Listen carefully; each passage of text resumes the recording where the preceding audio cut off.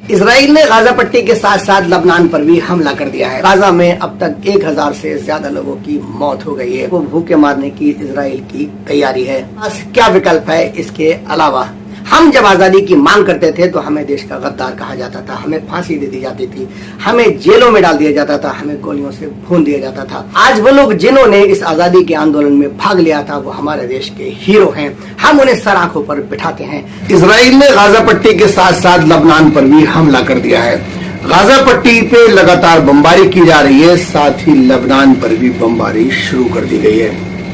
اسرائیل کا کہنا ہے کہ حزب اللہ کی طرف سے نارتھ اسرائیل کے فوجی ہیڈ کوارٹر کو تباہ کر دیا گیا ہے، جس میں کچھ فوجیوں کی ہلاکت ہوئی ہے۔ اس کے جواب میں اسرائیل لبنان اور غازہ پر بمباری کر رہا ہے۔ ابھی دونوں طرف سے جانی اور مالی نقصان کا صحیح انمان لگانا مشکل ہے، لیکن میڈیا رپورٹ کے مطابق غازہ میں اب تک 1000 سے زیادہ لوگوں کی موت ہو گئی ہے۔ جہاں سے غازہ کو بجلی کی سپلائی کی جاتی ہے وہاں پر ایندھن پہنچنے سے روک دیا گیا ہے، جس سے بجلی کا سنکٹ منڈلانے لگا ہے۔ اسپتالوں کی لائٹ گل ہو چکی ہے، جس سے زخمیوں کا علاج ہونا مشکل ہے۔ غازہ سے بھاگ کر جو لوگ ٹینٹوں میں پناہ لیے ہوئے ہیں، جن کی تعداد 1.5 لاکھ سے زیادہ بتائی جاتی ہے، وہاں پر کسی طرح کی باہری مدد پہنچنے نہیں دی جا رہی ہے۔ ایون تک کہ بجلی اور پانی کو بھی روک دیا گیا ہے، یعنی کہ ان کو بھوکے مارنے کی اسرائیل کی تیاری ہے۔ اسرائیل غازہ پٹی کو لگاتار نشانہ بنائے ہوئے، وہاں وہ معصوم بچے، عورتوں یعنی کہ سویلینز کو بھی نشانہ بنا رہا ہے۔ وہاں حزب اللہ کا یہ کہنا ہے کہ ہم صرف اسرائیل کے سرکاری عمارتوں کو نقصان پہنچا رہے ہیں، ہمیں وہاں پر صرف سرکار کو نقصان پہنچانا مقصود ہے۔ حماس کا کہنا ہے کہ اسرائیل آہستہ آہستہ پورے فلسطین پہ قبضہ کر چکا ہے، اب وہاں رہنے کو بھی ہمیں جگہ نہیں بچی ہے، ہمارے پاس کیا وکلپ ہے اس کے علاوہ؟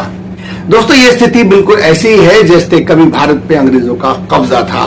ہم جب آزادی کی مانگ کرتے تھے تو ہمیں دیش کا غدار کہا جاتا تھا، ہمیں پھانسی دے دی جاتی تھی، ہمیں جیلوں میں ڈال دیا جاتا تھا، ہمیں گولیوں سے بھون دیا جاتا تھا۔ آج وہ لوگ جنہوں نے اس آزادی کے آندولن میں بھاگ لیا تھا ہمارے دیش کے ہیرو ہیں، ہم انہیں سر آنکھوں پر بٹھاتے ہیں۔ وہی استھتی وہاں پر فلسطین میں ہے کہ جو لوگ فلسطین کی لڑائی لڑ رہے ہیں، اسرائیل انہیں آتنکوادی کہتا ہے۔ اس کے ساتھ دنیا کے اور بھی بہت سارے لوگ اس کے ساتھ ہو گئے جو انہیں آتنکوادی بتاتے ہیں۔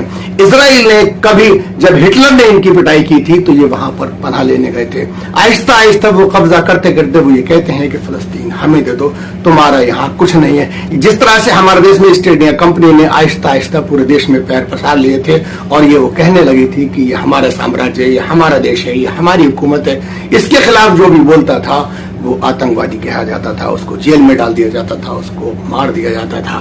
آج وہی فلسطینی ہیں جو اپنے حق کی، اپنے ملک کی، اپنی زمین کے لیے، اپنے بچاؤ کے لیے لڑائی لڑ رہے ہیں، لیکن آج افسوس کہ انہیں بھی کچھ لوگ آتنکوادی خطاب دے رہے ہیں۔ لیکن وہ اسرائیل جس نے کبھی وہاں مدد مانگی تھی، جنہیں وہاں بسایا گیا تھا، آج وہ اس ملک کو اپنا مالک بتاتے ہیں اور انہوں نے فلسطینیوں کا وہاں رہنا دو بھر کر رکھا ہے۔ دوستوں، اس رپورٹ میں اتنا ہی، پھر کسی اور رپورٹ میں ملتے ہیں۔ بہت